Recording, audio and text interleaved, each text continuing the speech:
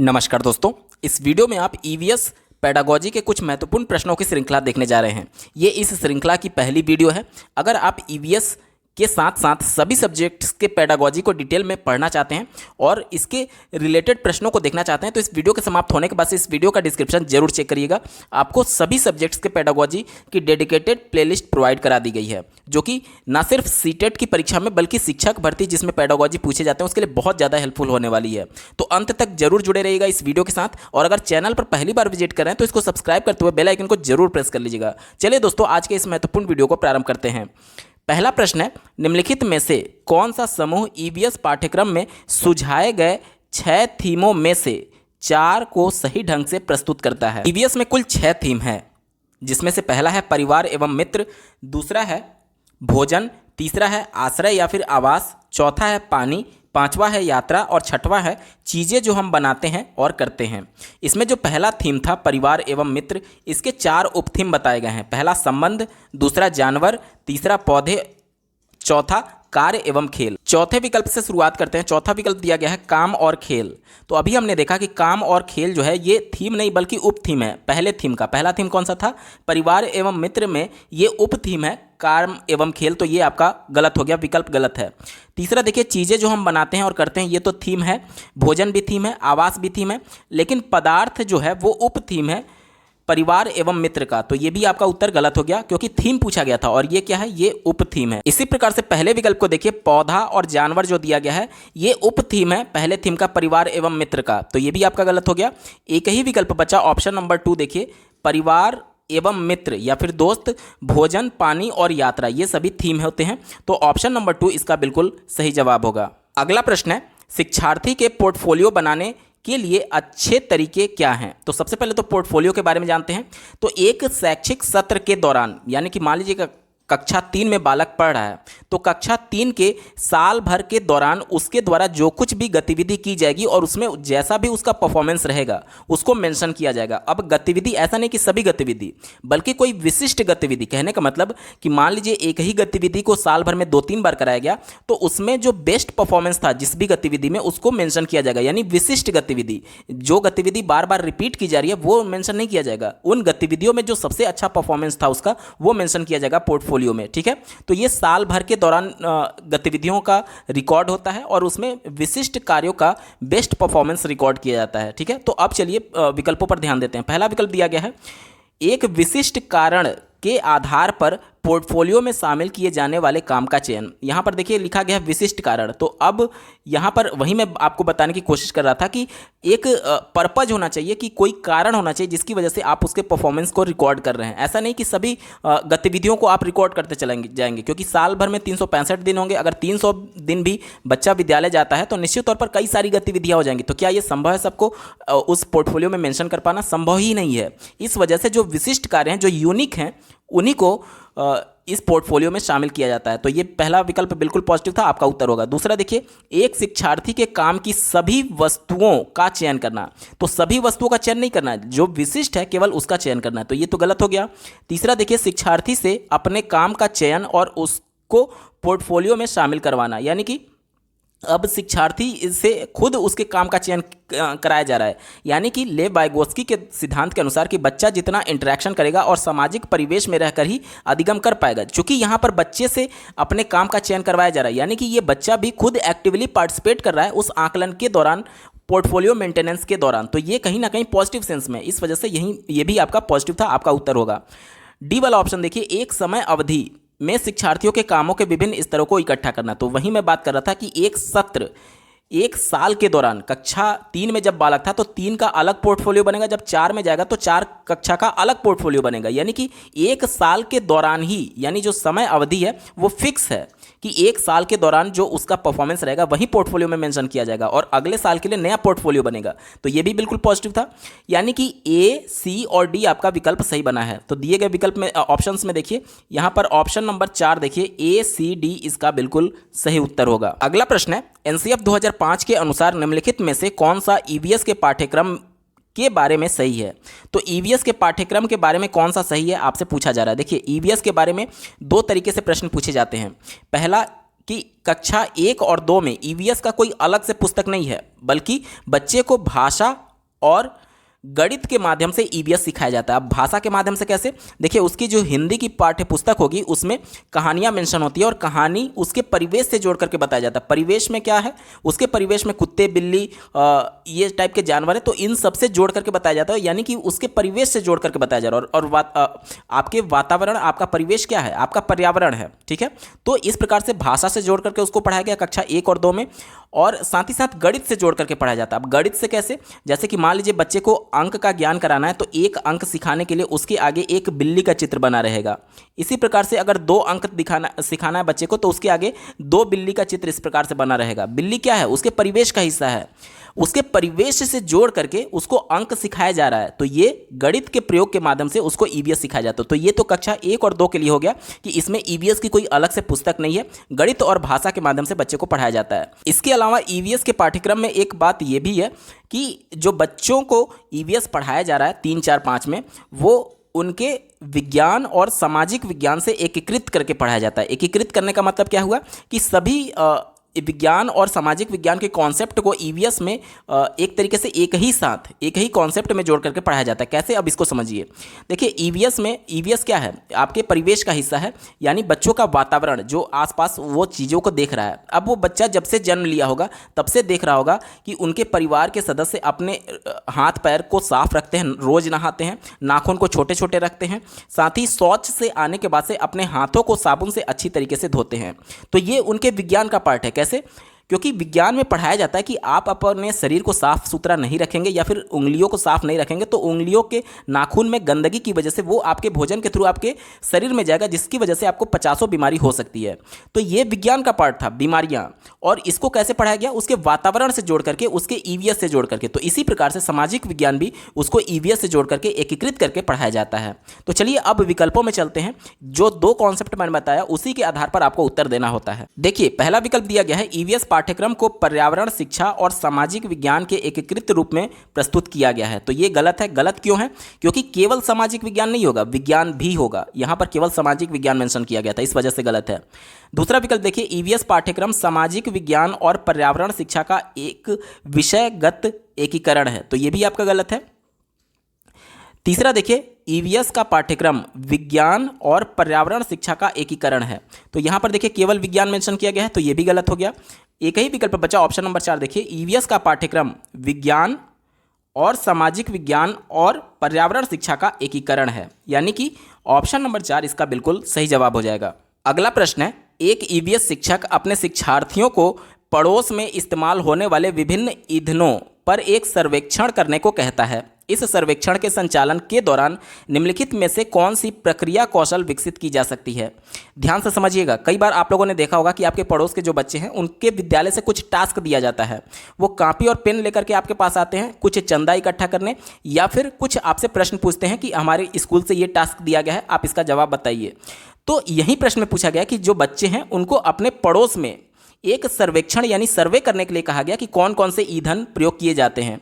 तो इस दौरान कौन कौन सी प्रक्रिया कौशल विकसित होगी, ध्यान से समझिएगा। वो जब बच्चे पड़ोस में जाएंगे कॉपी और पेन लेकर के, तो सबसे पहले वो प्रश्न पूछेंगे कि आप कौन सा ईंधन प्रयोग करते हैं। इसकी वजह से जब वो जवाब दे रहे होंगे उनके पड़ोस वाले, तो वो बच्चा उसे ध्यान से सुनेगा।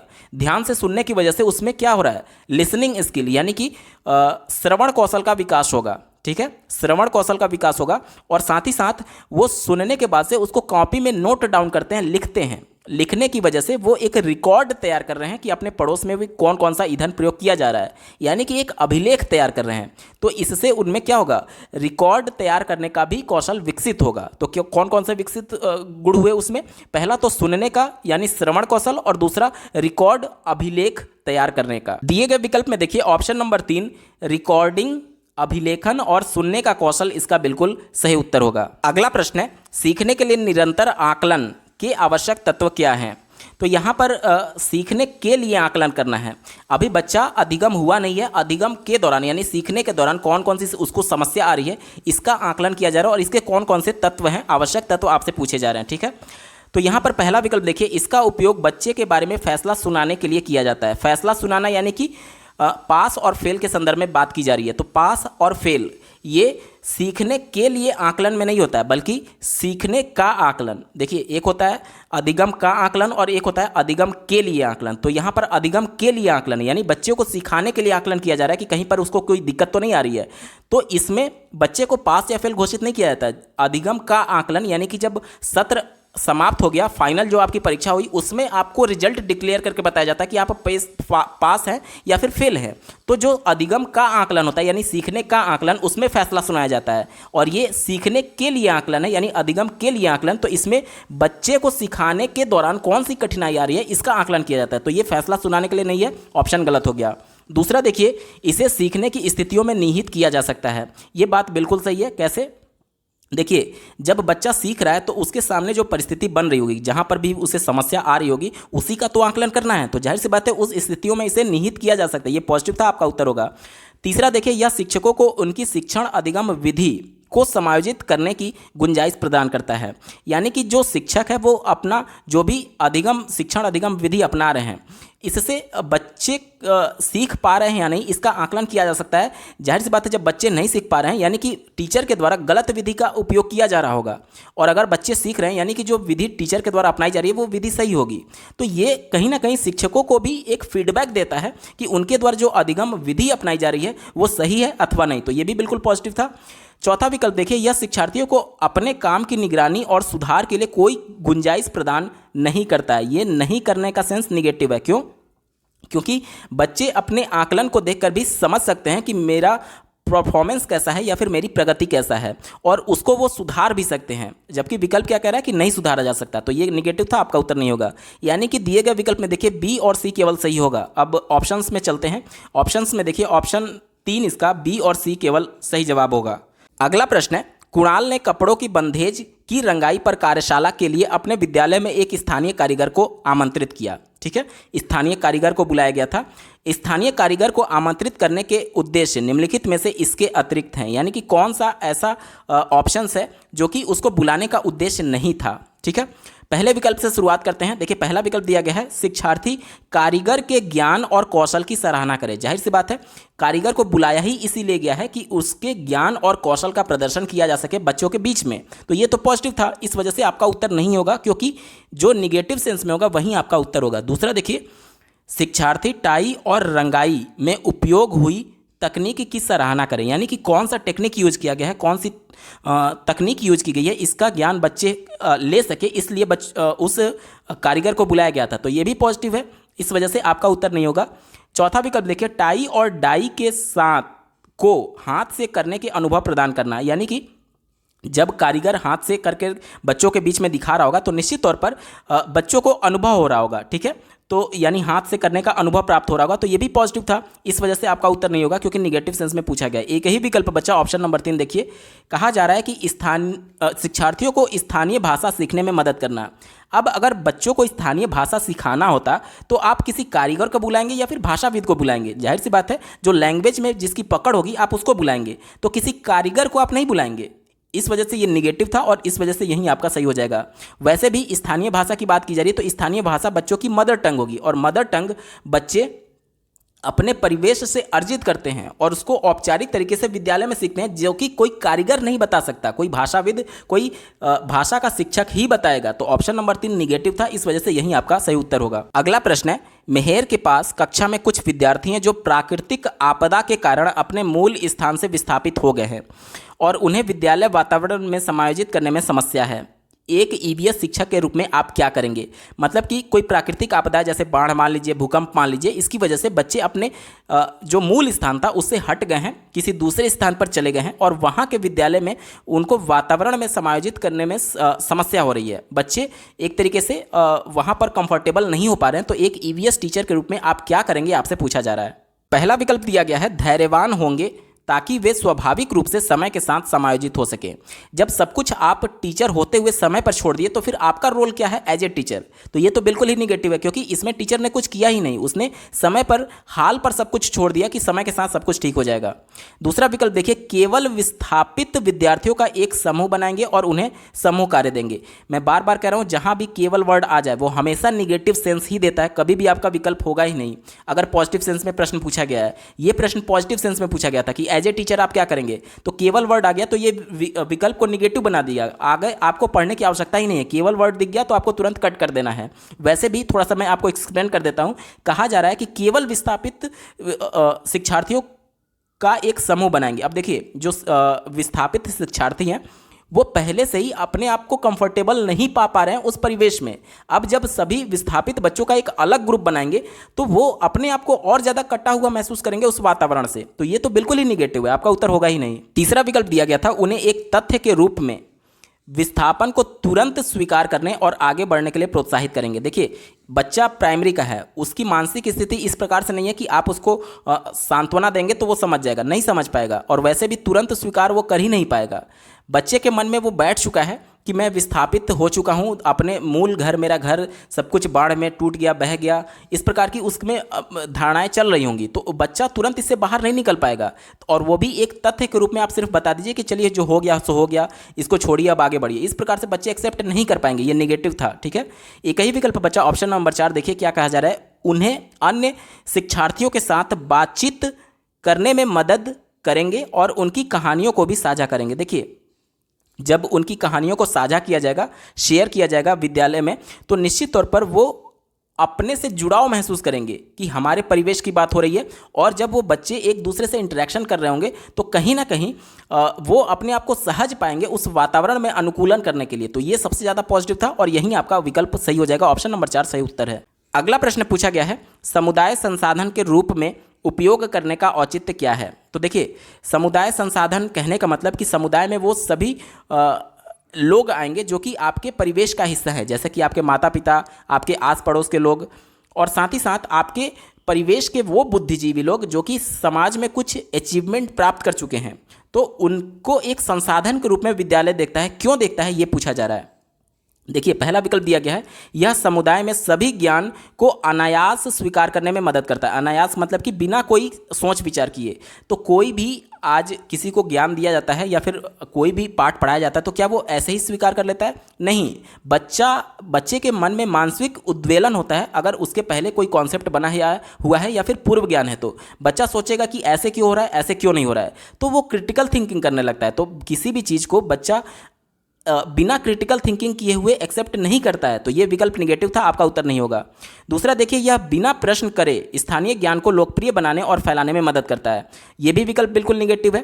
क्यों? क्योंकि बच्चा तब तक उस इन्फॉर्मेशन को स्वीकार नहीं करेगा जब तक कि वह अपने हिसाब से ज्ञान की रचना नहीं कर लेता। देखिए आज हम लोग रचनावाद की बात करते हैं जिसमें जीन पियाजे और लेव वाइगोत्स्की का नाम आता है। दोनों कहते हैं कि बच्चे अपने ज्ञान का निर्माण स्वयं करते हैं, ना कि आपके द्वारा बताए गए इन्फॉर्मेशन को हूबहू नहीं एक्सेप्ट कर लेंगे। जब तक कि वो क्रिटिकल थिंकिंग ना कर लें, अपने हिसाब से उस इन्फॉर्मेशन को तैयार ना कर लें, तब तक वो उस इन्फॉर्मेशन को एक्सेप्ट करते ही नहीं है। तो ये निगेटिव था, आपका उत्तर नहीं होगा। चौथा विकल्प देखिए, शामिल नहीं करने पर समुदाय नाराज होगा। तो समुदाय को इसलिए शामिल नहीं किया जा रहा कि वो नाराज हो जाएगा अगर शामिल नहीं किया जाएगा, बल्कि समुदाय जो है वो विद्यालय का एक आईना होता है। और इसी प्रकार से कह सकते हैं कि जो विद्यालय है वो भी समुदाय का एक आईना है, यानी कि दोनों एक दूसरे से ही अंतःक्रिया करके बच्चों को भविष्य के लिए तैयार कर रहे हैं। तो ये तो बिल्कुल ही निगेटिव था, आपका उत्तर नहीं होगा। तीसरा विकल्प देखिए, एक ही विकल्प बचा, समुदाय को अपने बच्चों के सीखने में हिस्सेदारी है और इसमें उन्हें शामिल होने की ज़रूरत है।